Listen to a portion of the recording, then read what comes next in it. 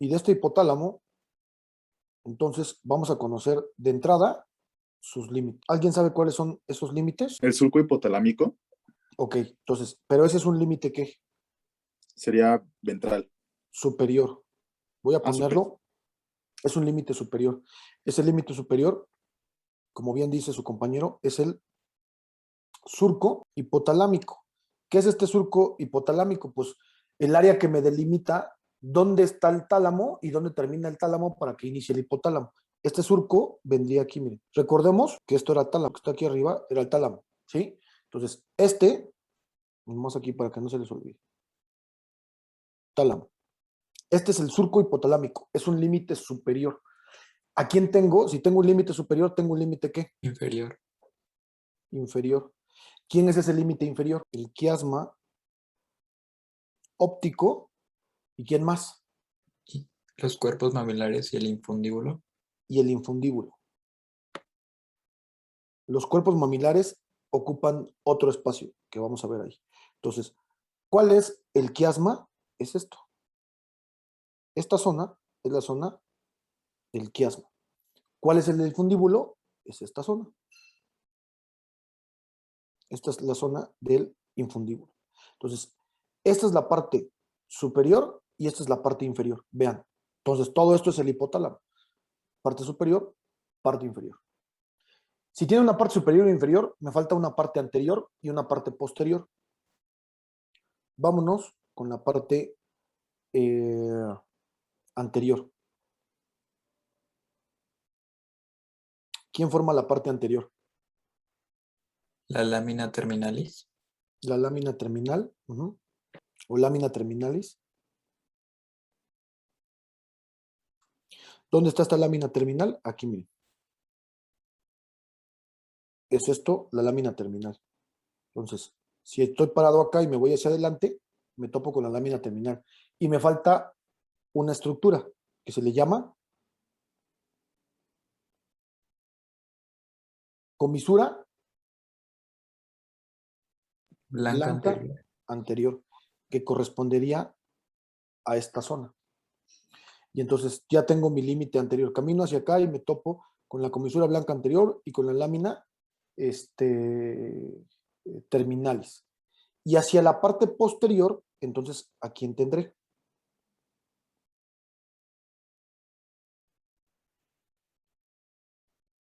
Pues de entrada, al mesencéfalo. Aquí, recuerden ustedes, espérenme, ¿qué hice? Ya.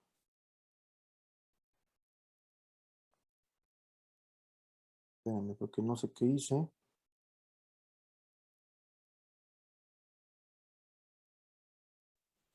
No, aquí está.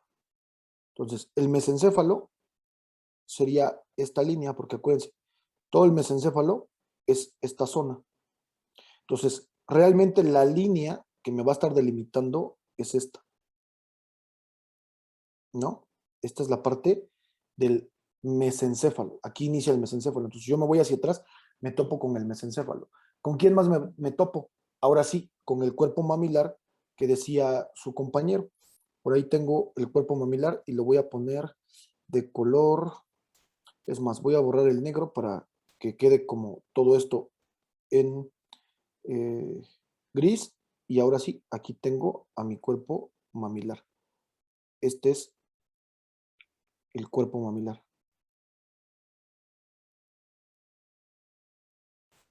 Acuérdense que son cuerpos mamilares porque son dos, pero aquí nada más estamos viendo uno. ¿Sí? ¿Sí queda claro esto o no queda claro? Doctor, Oye, no sé por qué no los estaba yo viendo.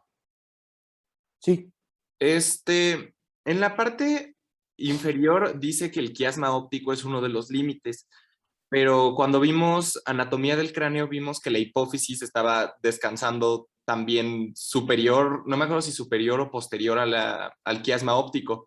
¿La hipófisis también podría funcionar o es parte del límite inferior del hipotálamo o dónde está la hipófisis? Nada más para ubicarme. sí. Está justo en este sitio. De hecho, hay un tracto que le vamos a llamar tracto hipotálamo hipoficiario, porque viaja nada más de aquí a acá. O sea, aquí es la zona donde lo vamos a encontrar. ¿Sí? Entonces están muy relacionados. Acuérdate que el quiasma y la hipófisis están tan relacionados que si tengo un tumor hipoficiario va a aplastar al quiasma, ¿no? Entonces están en esta misma zona. Ahí donde Ok. está el quiasma, ahí es donde está la hipófisis también. Vale, doctor, gracias. No, ¿de qué? Y creo que me falta uno que no estoy viendo. Me falta el tuber cinerum. Déjame ver de qué color se los pongo. Pues vamos a ponérselo de este verde. Esta parte que está aquí es el tuber cinerum. Y ahí están todos los límites. Vuelvo otra vez aquí. Entonces, esto sería hipotálamo. Entonces, ya entienden dónde está el tálamo y dónde está el hipotálamo. Y este hipotálamo tiene un límite superior, un límite inferior, un límite anterior y un límite posterior, que es estas tres estructuras. ¿Hasta aquí se entiende para todos? Sí, doctor. Ok. Sí, Este fue mi tema número 1, ver cuáles son los límites y la localización del hipotálamo. Ahora, vámonos a mi tema número 2. Y mi tema número 2 son las funciones. Y tiene un montón de funciones. Díganme una. Pues la homeostasis general, Ok. o sea, como la temperatura puede ser. Pero ¿cómo logras la homeostasis? O sea, para hablar de homeostasis, que es el equilibrio, se logra porque controlas sistemas que logran esa homeostasis. Entonces, a eso que tú te refieres al control autónomo. ¿Y qué quiere decir? Que el control autónomo o el control autonómico va a regir al sistema simpático y parasimpático. Sistema simpático y parasimpático. Es decir, unos van a echar a andar la frecuencia cardíaca, la tensión arterial, van a disminuir el peristaltismo, van a provocar midriasis, y otros van a hacer lo contrario, van a decir, no, a ver, ya no puede estar tanto tiempo así. Entonces, cuando los niveles están aquí, entra otro sistema que contrarregula, logrando un equilibrio. Cuando este se está yendo hacia bajando, pues entonces este hace esto y en todo momento están haciendo una homeostasis, pero es gracias a que tiene el control sobre el sistema autónomo. Primer punto. Segundo punto. Un control endocrino.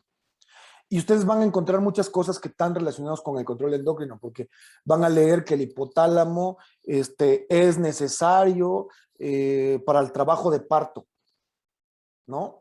Y también van a leer que es necesario para la reproducción. Entonces, cuando nosotros vemos, o sea, lo vemos así con esos términos, decimos, ok, sí, pero todo eso se debe al control endocrino. ¿Por qué? Porque tengo una hormona que va directamente con el músculo liso del útero y lo contrae. Entonces, cada vez que lo contrae, ayuda a favorecer el trabajo de parto. Y también ayuda a la expulsión de la leche. Ok, entonces tiene importancia cuando el bebé nace y antes de nacer, ¿no? Pero en el control endocrino, ustedes saben que el ciclo ovárico en la mujer,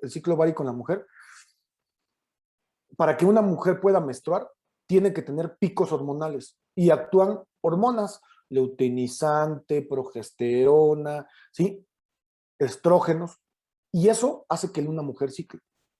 Si yo tengo el control endocrino en el hipotálamo y una mujer deja de ciclar, ¿se va a poder reproducir?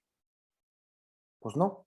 Entonces, por eso es que yo aquí lo estoy poniendo de manera general, pero puedo determinar un montón de funciones si hablo solo del control endocrino. Regulación. Y el control endocrino me lleva también a algo importante, que es parte de la regulación de la temperatura. Nada más que aquí lo destaco como algo más puntual, ¿no? Me ayuda a la regulación de la temperatura. Perfecto. ¿Qué otras funciones? ¿La frecuencia cardíaca o eso va dentro del control autónomo? va dentro del control autónomo, ¿no? O sea, acuérdate que el sistema simpático me prepara para una acción y el sistema parasimpático me disminuye. Ya vamos a ver qué núcleos lo hacen, porque ahorita estoy hablando de manera general. Después voy a pasar a los núcleos y cuando vea yo los núcleos, voy a ver que hay núcleos que son simpáticos y hay núcleos que son parasimpáticos. O sea, hay quienes me elevan la frecuencia y hay quienes me disminuyen la frecuencia. La regulación del sueño. Ok, perfecto. El control de los ciclos circadianos. Los ciclos circadianos son estos ciclos, es el ciclo que nos permite detectar cuando es de día, cuando es de noche, y que cuando es de noche se segreguen ciertas hormonas que me ayuden a estar ciclando de esta manera. ¿En qué momento se va a ver afectado el ciclo circadiano? Cuando invierta yo mis ciclos. Y por ejemplo, todos los que nos dedicamos a la medicina, se nos invierte el ciclo en alguna parte de nuestra vida. ¿Por qué? Porque cuando tenemos que estar dormidos estamos despiertos, porque tenemos guardia, ¿no? Y eso nos va a alterar nuestro ciclo sueño-vigilia, que está regido por un montón también de hormonas. O bien se puede también alterar cuando viajo de un continente a otro y el horario al que viajo al otro continente es completamente diferente al mío. Y entonces de repente viajo a otro continente y allá son las 2 de la tarde, pero para mi país serían las 3 de la mañana. Y entonces me estoy muriendo de sueño, ¿no?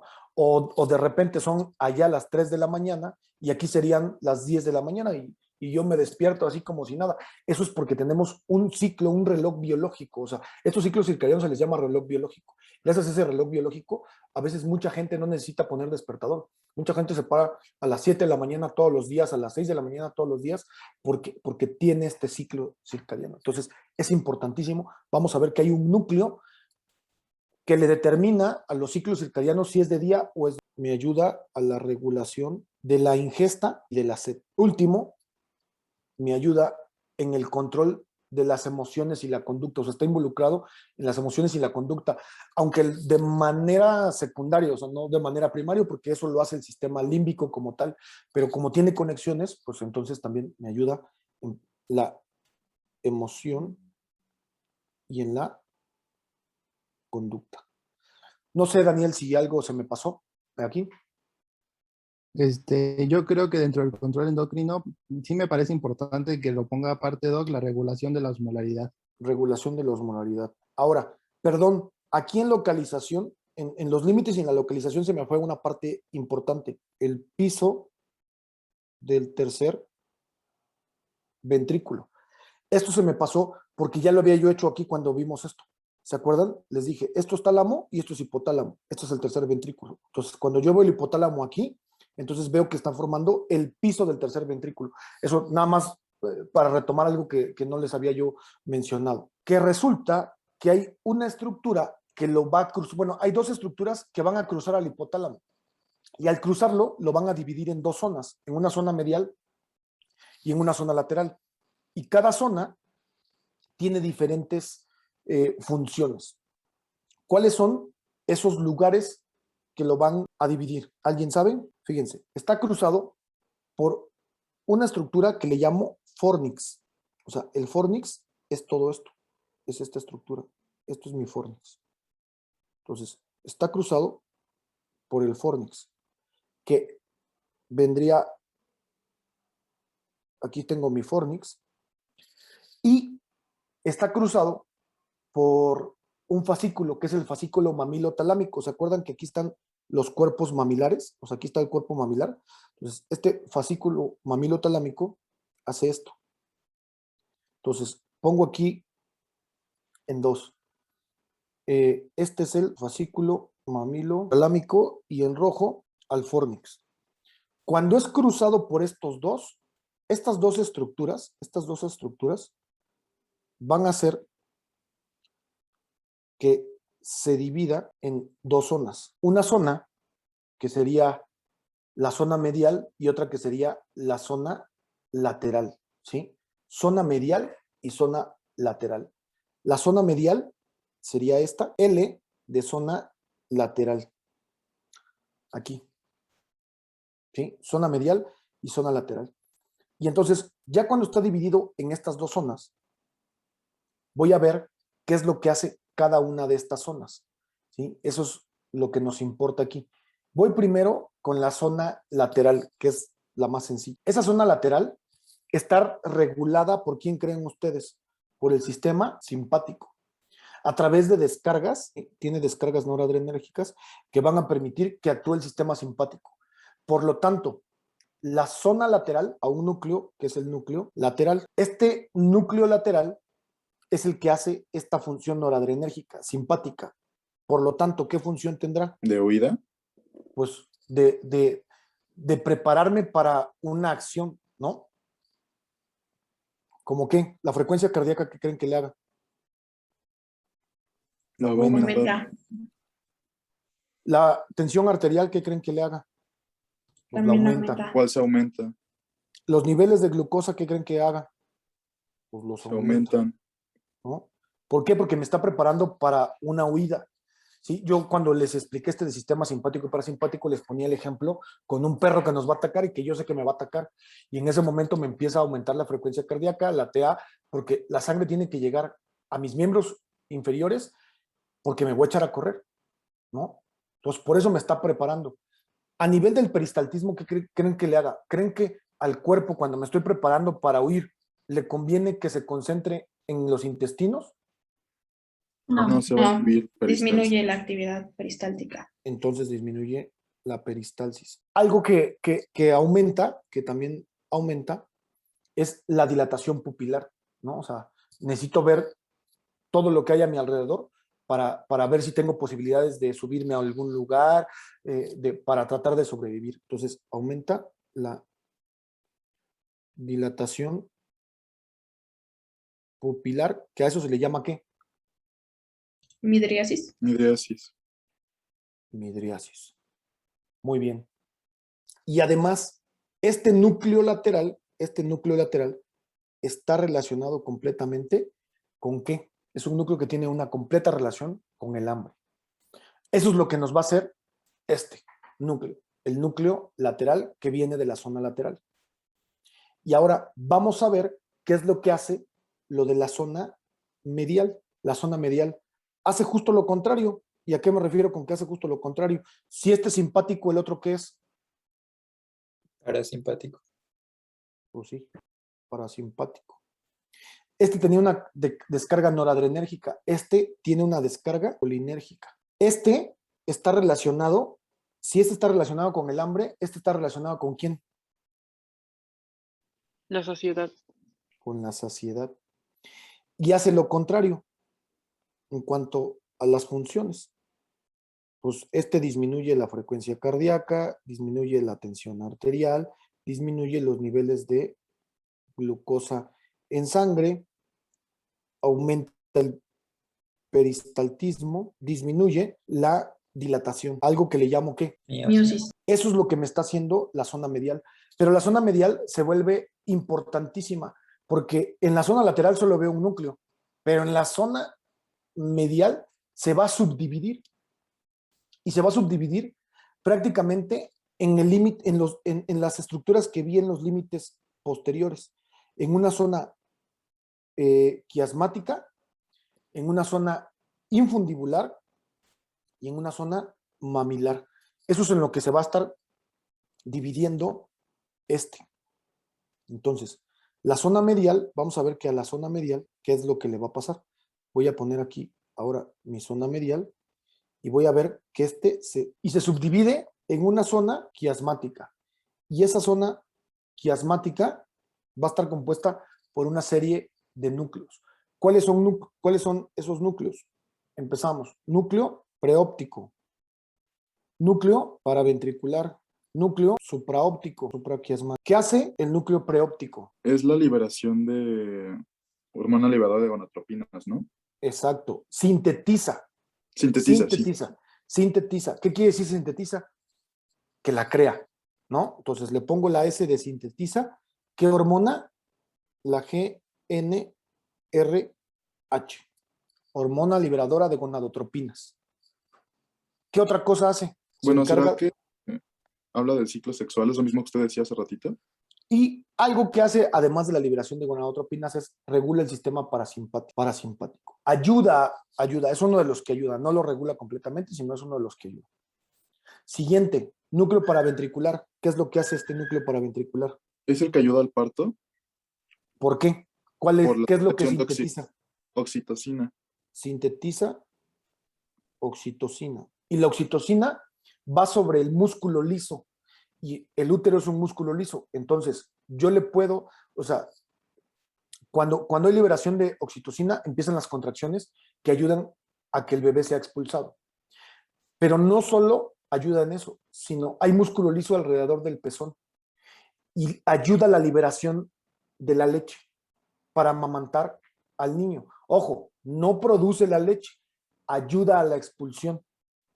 Entonces, esto es importante porque eso crea un feedback entre mamá e hijo. La mamá en el pezón tiene una gota de leche después de que dio a luz.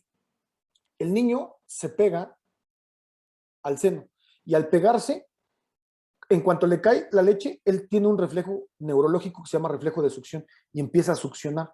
Esa succión del bebé le indica a la mamá, ¿sí? Al hipotálamo de la mamá, que tiene que producir prolactina, que es la que produce la leche, pero que además tiene que expulsarla, porque de nada sirve que la produzca si no la puede expulsar, y la produce a través de la oxitocina.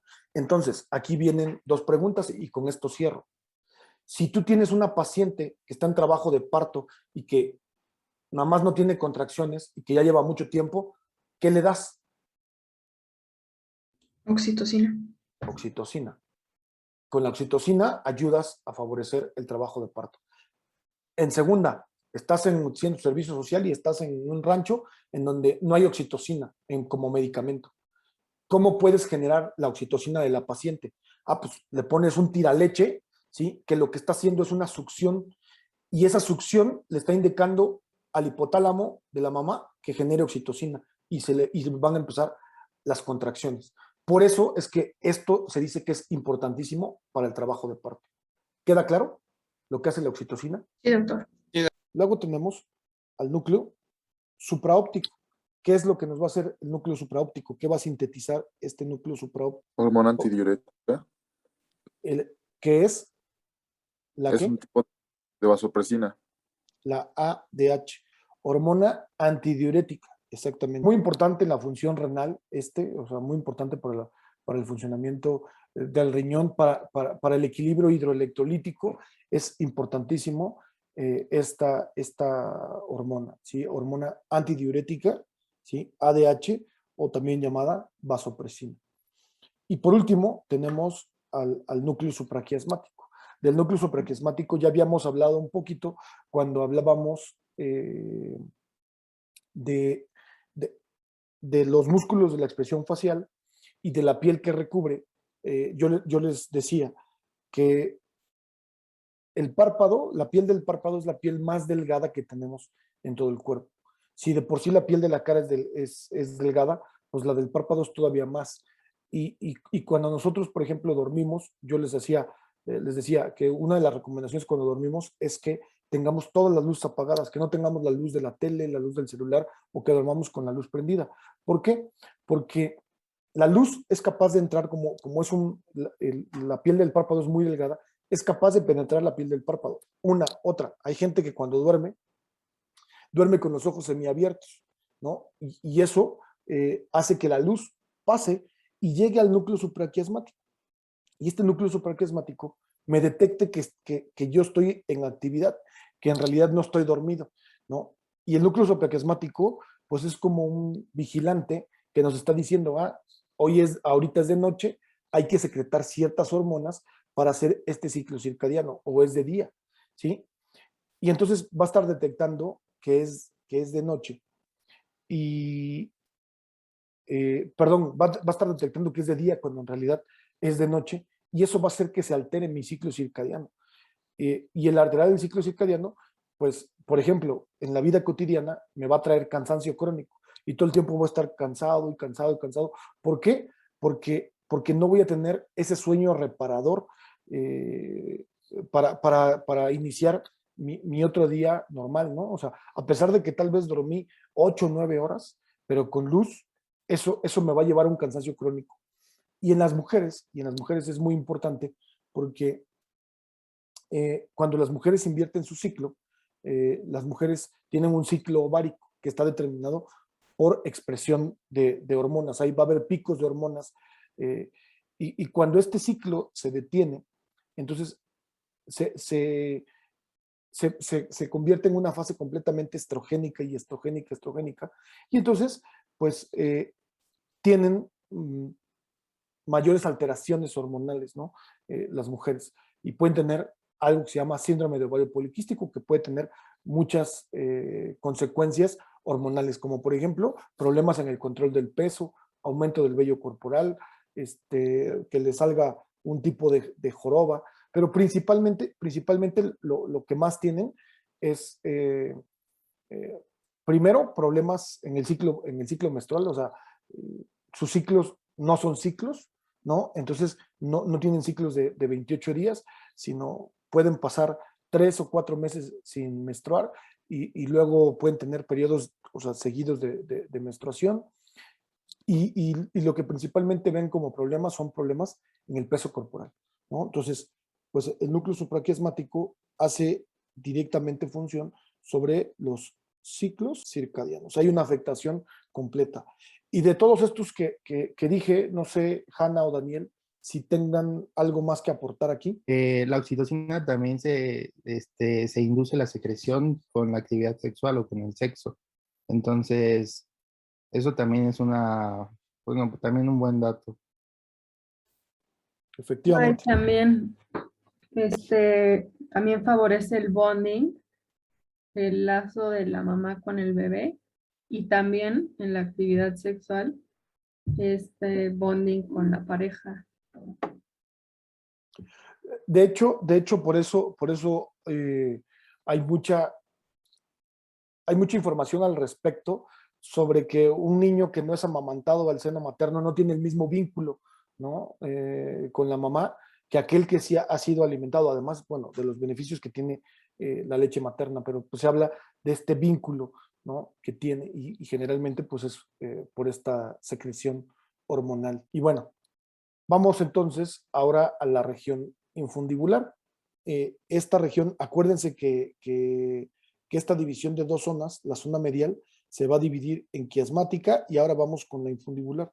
Y esta infundibular va a tener algunos núcleos. ¿Cuáles son esos núcleos? Empezamos con el primero, que es el dorso medial. Núcleo dorso medial. Tenemos otro núcleo, que es el núcleo ventromedial, y tenemos a otro, que es el núcleo arqueado. Ahora, lo importante es qué hace cada uno de ellos. El núcleo dorsomedial está directamente relacionado con la saciedad, ¿no? Se dice que regula la saciedad. Este es el que regula la saciedad. Y el ventromedial se conoce como el centro de la saciedad. Esto es bien importante, hablando de la saciedad, porque esto nos demuestra que tiene que ver con, o sea, que no solamente es algo mecánico, ¿no? O sea, que no solamente es que yo meta alimento y que la ingesta de alimentos llegue un momento en el que distienda tanto el estómago que me llegue a mí la indicación de saciedad.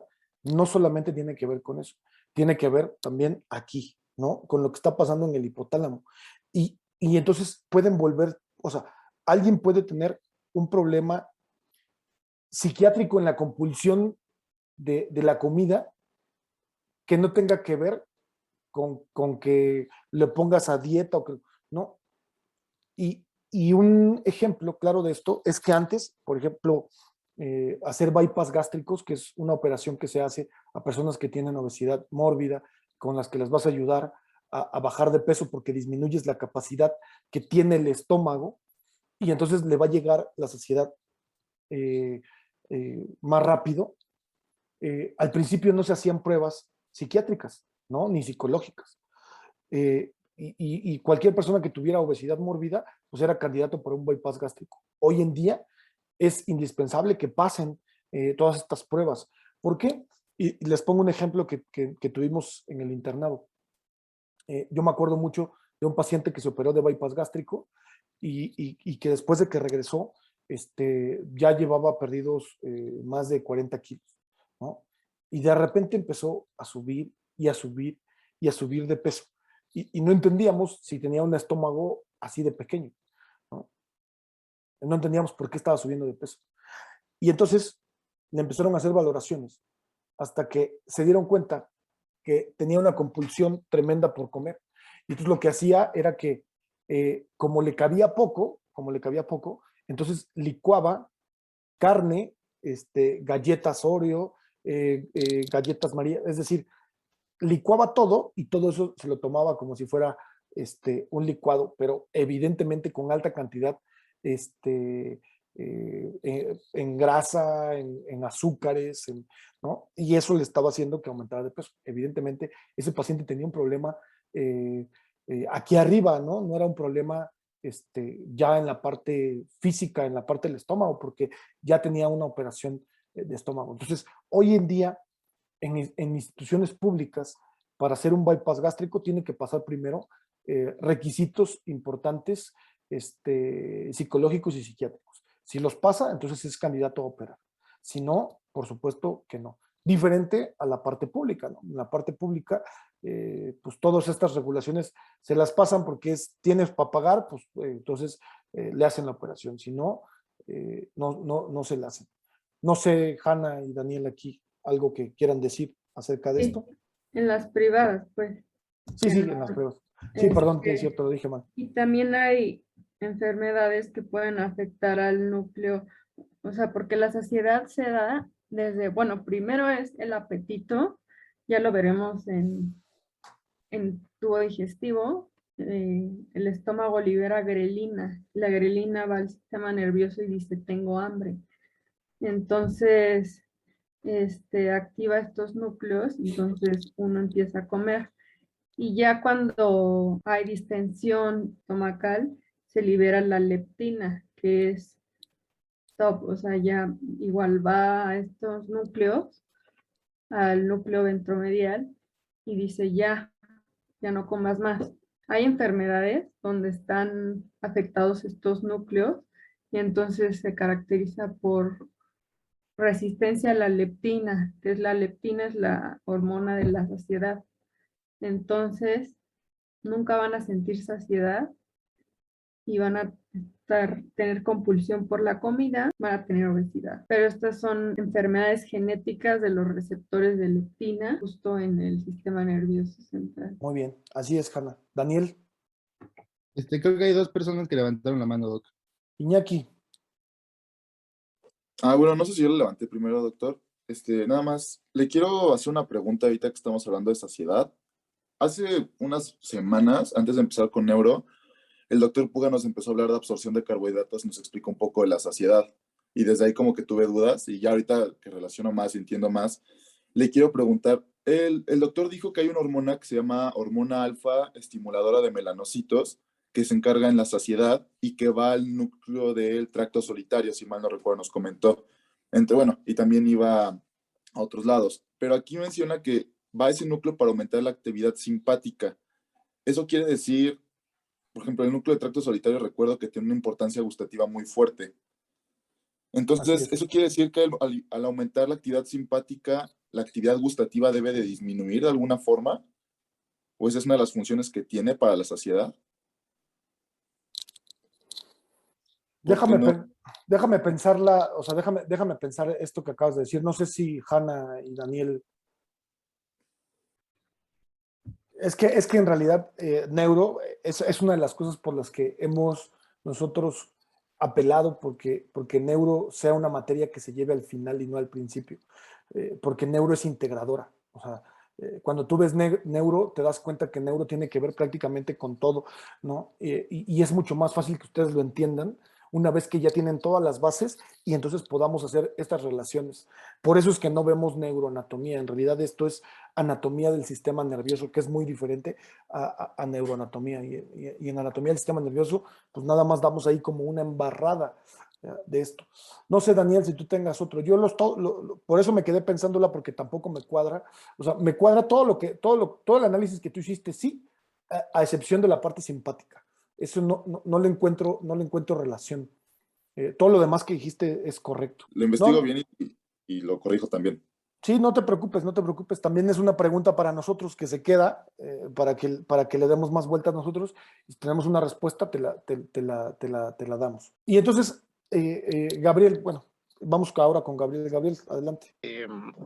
Igual relacionado a lo que nos dijo el doctor Puga, nos habló sobre el núcleo arcuato, pero nunca nos Es dijo el arqueado. de qué daba. Ah, ¿No? El arcuato es el arqueado, es lo mismo. Y ahorita van a ver que estos dos, o sea, el ventromedial y el arqueado están muy relacionados.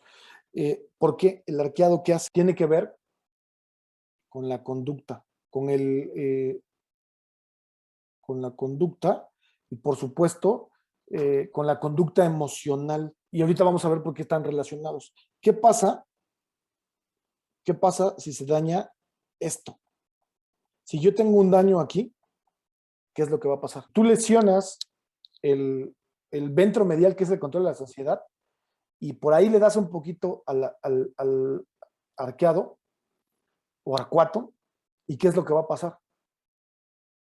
Vas a tener un apetito voraz, ¿no? O sea, es aquellas personas que tienen, o sea, que justo no les llega lo de la saciedad y tienen apetito todo el tiempo y se la pasan comiendo y se la pasan comiendo. Esto es porque hay un daño aquí. Ahora, el arqueado, ¿por qué tiene que ver con la conducta emocional? Pues hasta en las películas pasa, ¿no? O sea, que los deja la novia o el novio y pues, se agarran su caja completa, o sea, no, ni siquiera unas cucharadas, ¿no? O sea, toda completa de helado, ¿no? Y te pones a comer helado y así. Entonces, las emociones tienen que ver también con lo que comemos y cómo lo comemos. Y mucha gente que empieza a tener estos problemas emocionales empieza a comer más, ¿sí? Y empieza a comer más. Aquí está parte de la explicación. Ahora, el núcleo arqueado lo vamos a ver porque forma parte de un sistema que se llama sistema límbico. Y este sistema límbico está completamente relacionado con las emociones, con el control de las emociones. Hemos visto que un daño al sistema límbico te desfrontaliza y te hace agresivo, ¿no? También hay daños de parte del sistema límbico en donde las emociones se vuelven planas, ¿no? Y entonces ya no reflejas ninguna emoción, simplemente tienes algo completamente plano. Sí, Diana. Doctor, en ese caso, bueno, también hay que, por ejemplo, en casos de depresión se deja de comer, ¿no? También sería por esta También, situación. exactamente. Por eso tiene que ver con la conducta emocional, ¿no? O sea, esa conducta emocional que está relacionada a la alimentación, ¿no? Entonces, hay gente que deja de comer porque está deprimida, efectivamente. Pero también esa es la depresión típica. Hay depresiones atípicas donde al contrario la persona empieza a comer de más. Y lo que decía Iñaki, o sea, bueno, yo viendo mis apuntes de la vía del gusto, o sea, obviamente todo empieza en las papilas gustativas. Y sí, la tercera neurona, o sea, se hace relevo en el núcleo ventromedial, como también para saciedad o hambre, pero es todo. Freddy dice, en caso de daño de las emociones, ¿también se vería afectada la toma de decisiones? Sí, claro, claro. Es que el control de las emociones tiene que ver con muchísimas cosas, ¿no? La toma de decisiones está más relacionada con la parte frontal, ¿no? Cuando tenemos tumores frontales o así, la gente en la toma de decisiones tiene que ver con el razonamiento, ¿no? Entonces pierden esta parte de razonamiento. Y entonces una persona que está razonando normalmente diría, ok, pues yo quiero cambiarme, pues me voy a un vestidor, me voy a un baño para cambiarme, ¿no? Quiero salir de mi casa, pues tengo que salir vestido. Alguien que tiene un problema a nivel frontal, porque se pegó en la cabeza, porque tiene un tumor, y por eso lo llamamos se desfrontaliza. Y el desfrontalizarse es que pierde esta parte del raciocinio y pues lo mismo le da a la calle salir desnudo, ¿no? Pues sale desnudo a la calle y así, porque pierden esta parte importante del juicio, ¿no? O sea, este juicio que me dice, no, yo no salgo desnudo porque me da pena, no salgo desnudo porque está mal salir desnudo ante la sociedad. Entonces, ese juicio se va perdiendo, pero tiene que ver más en esta toma de decisiones con la parte frontal. Y bueno, y finalmente llego a la última parte, porque se subdividía, acuérdense que la zona medial en una quiasmática, en una infundibular, y por último, en una zona que le llamo zona mamilar. Y esta zona mamilar me va a dar dos núcleos. El núcleo mamilar posterior. El núcleo mamilar está relacionado directamente con la parte emocional y con la memoria reciente. Y ojo, hay muchas cosas que se sabe en dónde actúan, pero no se sabe a ciencia cierta cómo lo hacen, ¿no? O sea, como este es el caso del núcleo mamilar, se sabe que tiene relación con las emociones, pero no se sabe de qué manera, ¿no? O cómo es esa vía que me lleva. Y finalmente, el núcleo posterior, que este tiene una función directa con la termorregulación. Este es con la termorregulación. Y con el control del sistema simpático. Acuérdense que que era la zona quiasmática, regulaba el sistema parasimpático. Y este es el que regula el sistema simpático. De ahí que yo les decía que el hipotálamo me ayuda a la homeostasis, ¿no? Cuando contrarregula estas dos. Y esto prácticamente es el hipotálamo. Como sus funciones, ok, sus límites, sus funciones, su división y los núcleos que compone a cada división. Esto va a ser el hipotálamo. Sí, Alexis. Sí, doctor, gracias. ¿La gente que padece de disautonomía tiene algún fallo en esta parte hipotalámica? Puede tener en distintas zonas, y de hecho, o sea, primero quiero comentar que sí, bueno, el núcleo del tracto solitario tiene dos porciones, la cefálica y la caudal. Y la caudal es la que hace relevo el nervio glosofaringeo que inerva, no sé si ya lo vimos, en las carótidas hay un cuerpo y un seno carotidio, y esa es la relación que tiene con Con el sistema simpático. el sistema simpático. Ahora, igualmente, las personas con disautonomía pueden ser múltiples causas, ¿no? Pero una de ellas es que justo hay una alteración en el cuerpo y seno carotidio, entonces, sobre todo en el seno carotidio, que es el que tiene los varoreceptores de la presión. Entonces, si no, o sea, hay personas... Creo que sí lo vimos, ¿no? Sí lo vimos, si no mal recuerdo.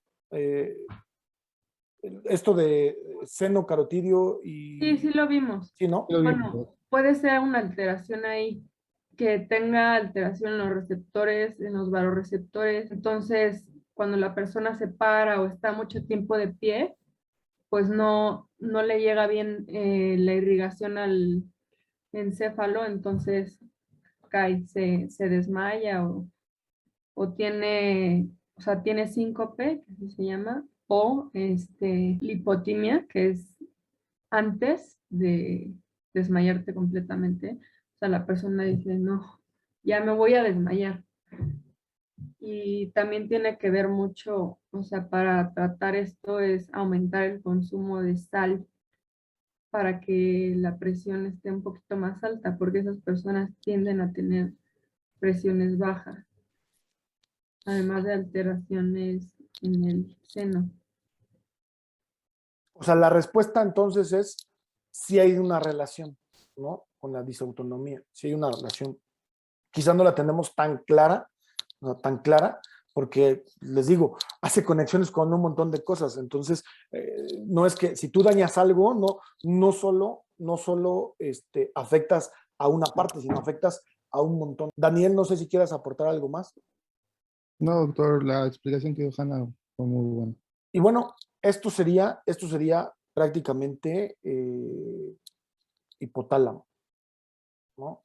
Entonces, con esto ya cubrimos tálamo, hipotálamo. Las otras partes del tálamo no las vamos a ver, el subtálamo, metatálamo, ¿no? O sea, realmente cuando vemos la parte clínica, hablar de tálamo, hipotálamo es donde nos vamos a llevar la mayor parte de las cosas y donde está toda la parte clínica, ¿no? O sea, toda la parte clínica sin duda tiene que ver con tálamo e hipotálamo.